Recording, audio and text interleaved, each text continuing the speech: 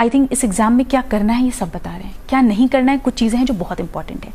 पहली चीज़ जो मुझसे गलती हुई कि सिलेबस को बिना समझे properly I stepped into the preparation, तो ये गलती तो नहीं करनी है। पहले सिलेबस उठाएं, मेंस का बहुत ही डिटेल सिलेबस यूपीएससी ने दिया है, हमें ये देखना चाहिए।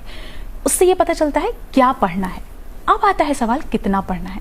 जैसे अगर मैं एग्जांपल दूं, पॉलिटी में फंडामेंटल राइट्स एक टॉपिक है, फंडामेंटल राइट्स पे एक बुक भी हो सकती है, आप एक आर्टिकल पे एक बुक लिख सकते हैं। तो हमें कितना रिक्वायरमेंट है उसके लिए प्रीवियस ईयर क्वेश्चंस देखो। तो सिलेबस बताता है क्या पढ़ना है, प्रीवियस ईयर क्वेश्चन बताते हैं कितना पढ़ना है, कितना रिक्वायरमेंट है।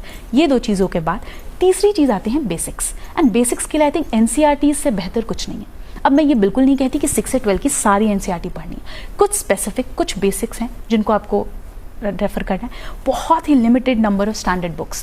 क्योंकि आई थिंक एक मुझसे जो गलती हुई कि वो मैं बहुत सोर्सेज को रेफर करती थी। अब जिस सब्जेक्ट से डर लग रहा है, जैसे हिस्ट्री वीक है तो हिस्ट्री के लिए मैंने कम से कम 10 किताबें पढ़ ली हैं। आप उसको कंसोलिडेट नहीं कर पाओगे, आप उसको रिवाइज नहीं कर पाओगे, तो अल्टीमेटली उस नॉलेज का कोई यूज़ नहीं है। तो ये भी मैं कहूँगी कि बहुत ही मिनिमम बुक लिस्ट रखो।